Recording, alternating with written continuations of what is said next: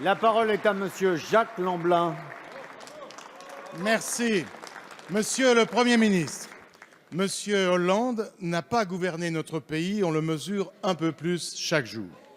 Pour illustrer cette affirmation, je voudrais faire découvrir aux Français la gestion désastreuse en 2015 et 2016 de l'attribution des aides européennes aux agriculteurs. Pendant ces 2 années, le ministère de l'Agriculture et son bras armé, l'Agence de services et de paiement, ont connu de graves défaillances. Normalement, les aides 2015 auraient dû être attribuées au plus tard le 30 avril 2016. Débordés, les services français ont demandé un délai. L'Europe a repoussé la date butoir jusqu'au 30 septembre 2016. Pourtant, cela n'a pas suffi. Oui, vous entendez bien, le 30 septembre 2016, les aides 2015, appelées pour certaines, sans rire, à compte, absolument vitales dans le contexte d'une crise agricole dramatique, n'étaient toujours pas versées. Mais il y a pire. L'argent non attribué à l'expiration du délai a été récupéré par Bruxelles. Les sommes en jeu considérables, le chiffre de 300 millions circule.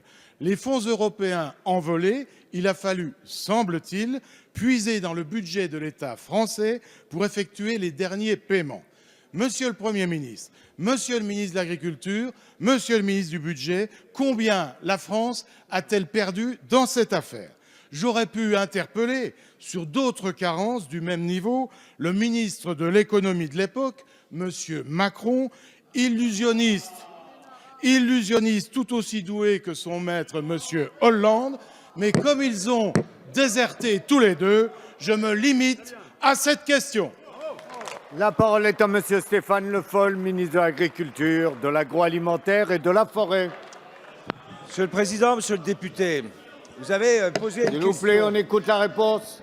en laissant entendre que la capacité à gérer les aides européennes n'avait pas été à la hauteur de ce que vous venez de dire. Je voudrais vous rappeler, Monsieur le député, et je vais vous rafraîchir la mémoire, que si on a été obligé de reporter les aides mises en œuvre sur la nouvelle politique agricole commune, c'est parce que la France a été obligée de payer 1 milliard d'euros suite à un contentieux lié à des mauvais versements d'aides entre 2008 et 2012. Donc, Monsieur le député, en termes de qualité de gestion, de capacité à gérer le versement des aides, quand vous posez une question, vérifiez un tout petit peu ce que vous avez fait avant. Parce que c'est à cause de vous. Et c'est à cause de vous que nous avons été obligés de mettre en place des avances pour les agriculteurs.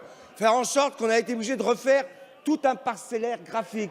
28 millions d'hectares qui sont aujourd'hui clairement indiqués et enregistrés et qui permettront aux successeurs d'avoir à gérer en toute sérénité et sécurité la mise en œuvre des aides de la politique agricole commune. Ce que vous n'avez pas fait, nous l'avons fait. Et malheureusement, ça a été fait avec des retards que vous avez indiqués qui ont obligé l'État à faire des emprunts pour verser des avances qui ont été versées aux agriculteurs justement pour ne pas pénaliser les agriculteurs et rattraper les erreurs que vous aviez commises.